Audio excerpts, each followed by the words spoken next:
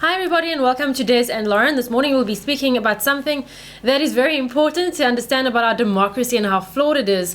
And we're specifically going to be breaking down how much it costs per vote in this country to run a campaign according to the opposition. Well, the dirt is out. Literally the dirt is out. And I really want you to share this video with as many people as possible on your social media platforms. People need to be aware of this. How the Democratic Alliance spent R500 million on their 2019 election campaign, and they are fighting My Vote Counts currently in court, opposing My Vote Counts, wanting to have more transparency. They say no, this isn't more transparency. Money in politics isn't evil. Please don't take our money away. They also say more transparency will stifle democracy, but the very fact that elected parties currently in government get funding, that itself is undemocratic. Because this is what happened post 1994. They were already there. So they literally made it almost impossible for new parties to come in that doesn't come from those parties. Very like Julius Malema that was in the ANC, for instance, or Herman Mashaba that was in the DA, that already got a profile where taxpayers' money was used to create a profile for these people, and then they start new political parties. Someone that wants to start from scratch, like the Organic Humanity Movement, literally has to fundraise from the ground. You do not get government funds to run your party. So government funding and the way it's set up ensures the people will not govern. It ensures that only these people that have been in power for so long stay in power, and they answer obviously to what I call the overlords, and that is all the parties that are currently in government. They're all implementing agendas that are not healthy for South Africa and for humanity. And Dion George, an MP in the Democratic Alliance, is rebutting My Vote Counts and saying, no, money in politics is not evil. DA says expensive politics costed 500 million for the 2019 election campaign. Now, if OM had 500 million rand to contest elections, what would it achieve? R500 million. Actually, I have no idea how that would translate. We spent in 2019, I think we had, 2021, sorry, if my memory serves me correctly, around 100,000 rand.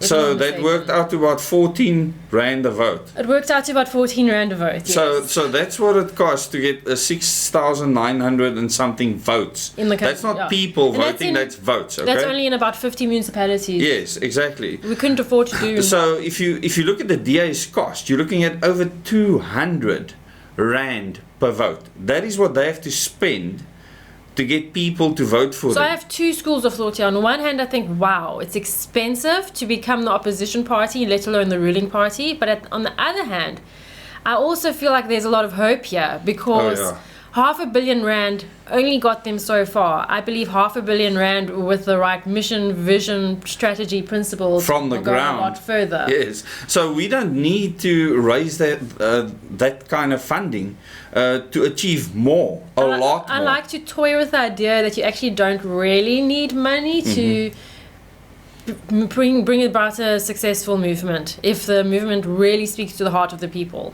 you don't need to fundraise to such an extent. No, any movement should be able to, if people speak by word of mouth, grow organically. And that is what we have seen, haven't we? To a degree, yeah. So this is very fascinating, and I find it so funny. I really laugh at how they think that more transparency is less democratic, when it's actually going to be more democratic, because they're probably going to lose funders because of the transparency. Well, that's what they are saying. Which puts them on a slightly more even playing field to parties like mine that have absolutely zero funding from the government. You have to fight hand, tooth and nail for every little bit of media coverage, every little bit of donations from the public. And people don't know that they actually buy slots in the media. They actually buy slots with radio stations. It's actually unbelievable. And the IEC actually does control that to a degree during the election period. But before that... This is funny. I was part of, was it ICASA? An online session with them. And they say that they're all about equitable coverage. So the largest party with the most votes gets the best prime slots. And I don't know about you, but that is not the definition of equity. No, that's not equity.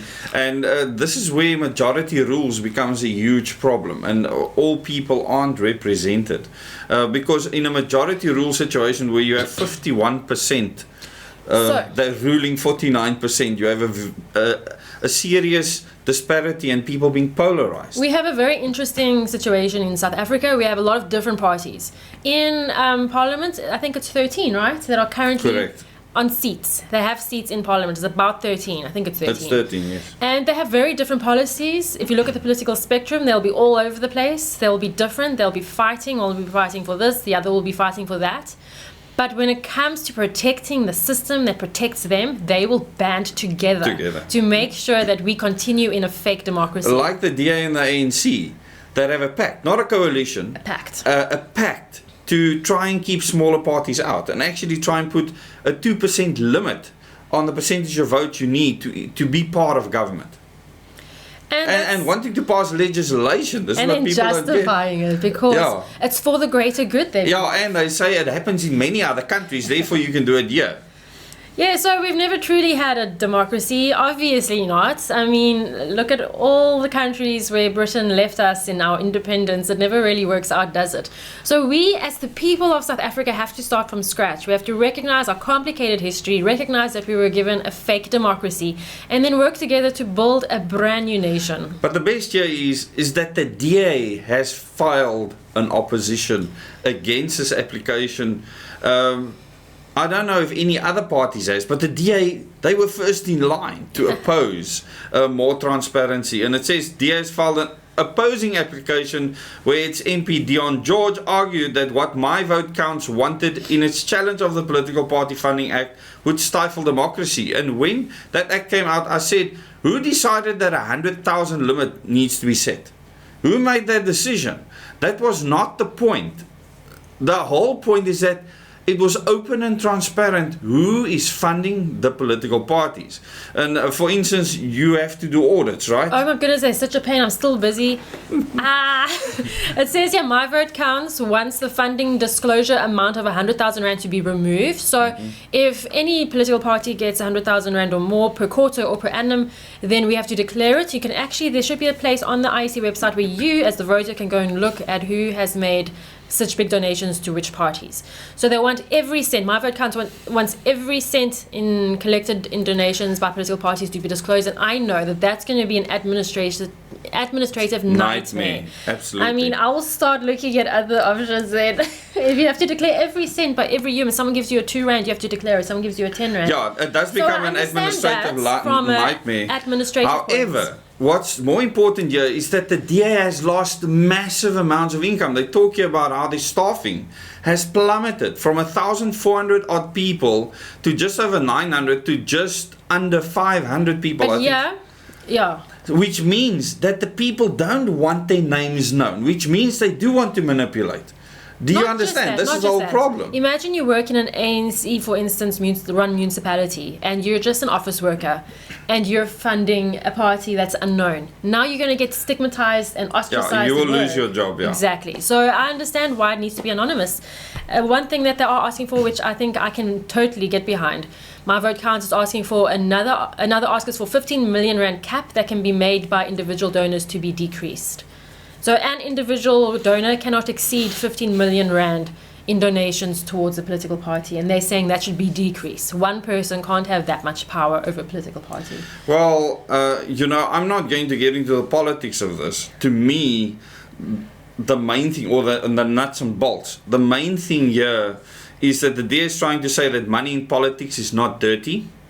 And how do you feel about that? If you're a DA voter, tell us how you feel about the DA making a statement like that. The fact that they say that people disclosing their funding, that actually stifles democracy, that it actually stifles transparency. How is that possible? I mean, it's an oxymoron. It is. The guy has lost his marbles completely, but at the end of the day, I think the DA is literally in their death throes, and putting out their last fight, because their funding is drying up. And I mean, if you see how much they would spend on one event, literally, they would spend 30 million on an event to get people to a stadium, I'd say etc. for the top 3 parties in the country, it's the same. They spend a fortune. It's a fortune. show as well. It's entertainment. It's a show. Absolutely. It's not. I wouldn't say it's organic support, like one would expect. Well, the proof is in the pudding at the end of the day. If you look at money spent versus votes received, that's a true reflection. And 14 rand, and I don't know what it is for the other parties that contest. Some of them, the ratio could be even better than that of OMS, but 14 rand per vote versus over 200 rand per vote tells you the amount of effort you need to put in to get someone to actually support. And I don't know if there's supposed to be a sliding scale. The more votes you need, that it does become more expensive. Possibly, yes. It's possible. So I'm not. I mean, paying for mainstream adverts is a fortune. Yeah, so it must be really expensive. But maybe you will be more effective getting more votes if you have a better message. We'll try put that to a test. Yeah. And obviously with fundraising in future, that will happen for the campaigning, because you've only done fundraising for local governments. No. What? For the national elections, to actually pay for the elections, which is 250,000 rand. So the campaign fundraising still needs to take place. And it's done from where? Where does it come from? Members, supporters, not necessarily members, but mostly members. Yeah. That just support the fundraising efforts, and that is how it should be. So you actually want the political party funding from government to cease completely. 100% needs to stop completely. That will make our democracy more democratic. You won't see that being taken to court for some reason. And I think as soon as you remove the government funding, they have to heavily obviously rely on corporate funding, which they have, and individual donors giving big amounts, fine.